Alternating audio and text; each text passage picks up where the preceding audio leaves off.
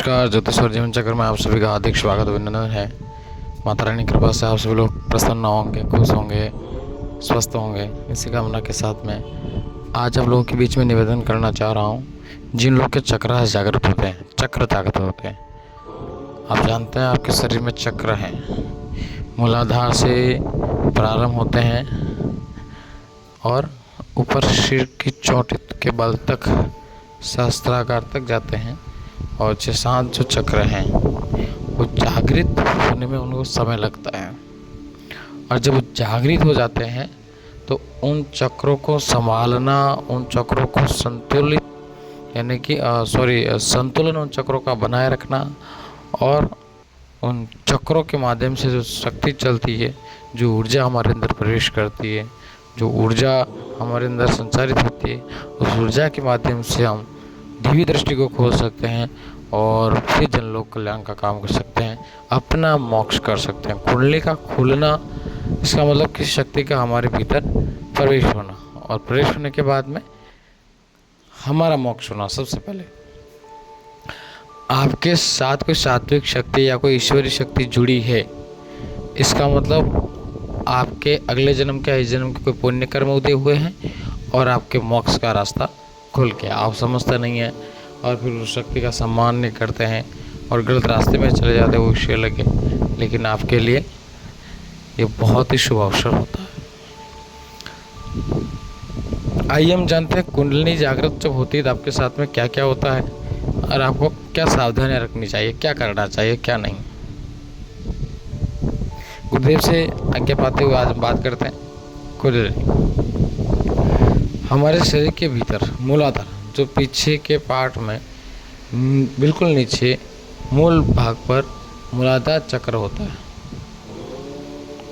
और मूलाधार चक्र कुंडलिनी मारकर सांप जैसा पड़ा रहता है, वैसा ही सर्प नीचे कुंडलिनी मारकर पड़ा होता है मानिए। और वो जब जागृत होता है तो रीढ़ की जो मेरू हड्डी है उसके माध्यम से या उससे तो पीछे से वो पलटी लेते हुए ऊपर तक चक्रों के माध्यम से चढ़ता है, यानी कि चलता है। और जो मूलाधार जागृत हो जाता है, और मूलाधार के बाद में जो चक्रास धीरे धीरे जागृत होने लगते हैं तो उस व्यक्ति की शक्ति बढ़ती है, उसकी भक्ति बढ़ती है, और फिर धीरे धीरे उसकी सारे चक्रास खुलने के बाद में और वो संतुलन उसका बनाए रखता है, ध्यान लगाता है, तो उसकी देवी दृष्टि भी शीघ्र ही खुल जाती है। देवी दृष्टि का खुलना ब्रह्मरंध्र आपके तीसरी नेत्र, जब तीसरी नेत्र खुल जाती है तो व्यक्ति को सब कुछ दिखने लगता है, समझ आने लगता है, और सामने वाला कोई व्यक्ति अगर पीड़ित आया है तो उस व्यक्ति के बारे में वो जान लेते हैं ध्यान लगा करके, क्या सुख दुख उनके साथ में कुछ समस्या है, विडंबना क्या है, क्यों है, उसका निवारण क्या है, तो सारी चीज़ें उनके समझ में आ जाती है। इसे दिव्य दृष्टि कहते हैं, यानी कि हमें सब कुछ नज़र आ जाना दिव्यता के साथ में, है ना।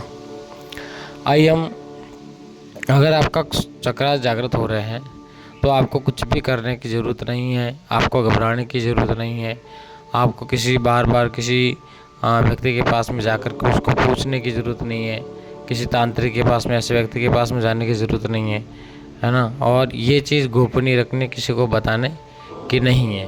कुछ साधना शक्ति को हमेशा गोपनीय रखना चाहिए, गुप्त रखना चाहिए। अपने गुरु भाई को भी बहुत कम, और केवल गुरु के सामने, अपने इष्ट के सामने ही रखनी चाहिए।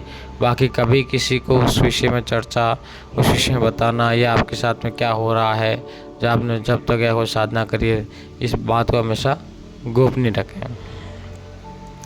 व्यक्ति का जब चक्र जागृत होता है मूलाधार, तो व्यक्ति परेशान होने लगता है। कैसे? उसको खाना नहीं पाता है, जैसे उल्टी दस्त होने लगते हैं, उसका मन काम नहीं करता है, उसे भूख होती है पर खाना खा नहीं पाता है, कभी कभी भूख नहीं लगती है, बुखार भी आ जाता है, और यहाँ नीचे पेन करने भी लग जाता है, दर्द करने लगता है, बहुत सारा ऐसी चीज़ें आपके साथ में होती हैं।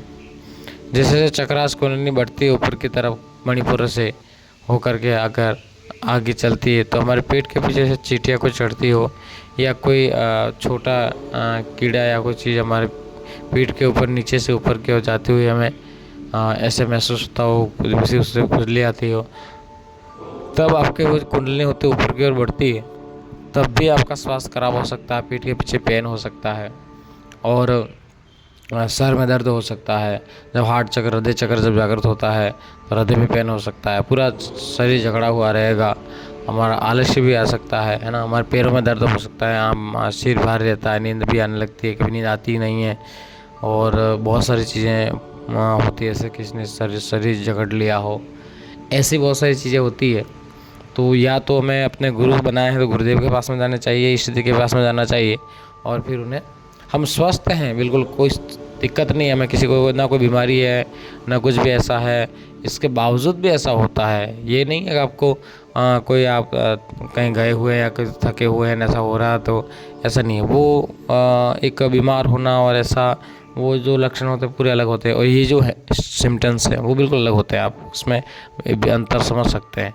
तो आपको कभी किसी को बताना नहीं है, या किसी को मुझ पर कोई कराया हुआ नहीं है, टोना टोटका तो नहीं है, या किसी ने कुछ कर तो नहीं है, ऐसा समझ करके सोच के आपको किसी तांत्रिक के पास में या किसी भगत के पास में जाने की आवश्यकता नहीं है।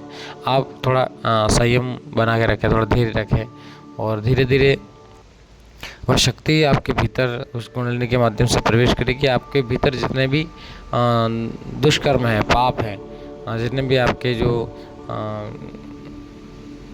अनैतिक कर्म थे, गलत जो कर्म थे, उनका सफाया होगा। फिर धीरे धीरे आपका शरीर पवित्र होगा, पवित्रीकरण होगा, उसके दौरान भी ऐसी समस्या आती है। इसके बाद में शक्ति आपके भीतर पूर्ण रूप से प्रवेश करेगी, फिर वो आपको गाइड करेगी, आपको क्या करना है, आप क्यों जन्म लिया आपने यहाँ, कैसे आपको चलना है, कहाँ जाना है ना, जन लोक कल्याण में कहाँ जाना है, वो शक्ति आपको स्वयं जाएगी, आपको कहीं भटकने की आवश्यकता नहीं है। वो स्वप्न के माध्यम से और क्या, या फिर किसी ऐसे व्यक्ति से मिला देगी, संत से, या किसी ऐसे स्वतः ही आपको ऐसी जगह लेके चली जाएगी जहाँ उसको पहुँचाना है। तो ये सारी चीज़ें होगी, है ना। तो कुंडलिनी जब जागृत होती है तो सामान्य से ऐसे छोटे मोटी परेशानियाँ, दर्द वगैरह होते हैं, पेट में भी दर्द कर सकता है ना, तो आपको कहीं जाने घबराने की आवश्यकता नहीं है। तो आपको केवल अपने गुरु के पास जाने की आवश्यकता है, या कुछ समय थोड़ा आप संतुलन बनाए रखेंगे तो आपको स्वतः ही दर्द सारा बढ़ जाएगा।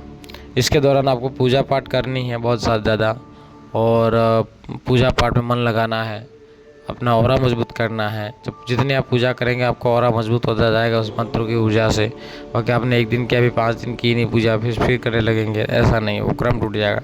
कभी कोई बाहर है, कोई विषम परिस्थितियाँ, वो विषय अलग है, लेकिन आपको पूजा का क्रम कंटिन्यू ही रखना, आपको पूजा के क्रम को तोड़ना नहीं है, तभी वो शक्ति जागृत रहेगी। वो ऊर्जा अपन को लगातार अपने भीतर भरनी है, ऐसा नहीं एक बार भर दिया और एक बार एक दिन खाना खा लिया, अभी 5 दिन नहीं खा रहे, तो ऐसा संभव हो नहीं सकता। जब हम खाना खा रहे हैं, पेट को ऊर्जा के लिए भोजन की आवश्यकता है, तो शक्ति को चलाने के लिए मंत्र की ऊर्जा, गुरुदेव के गुरु मंत्र की ऊर्जा या कि साधना के मंत्र की ऊर्जा हमारे पास में होना आवश्यक है।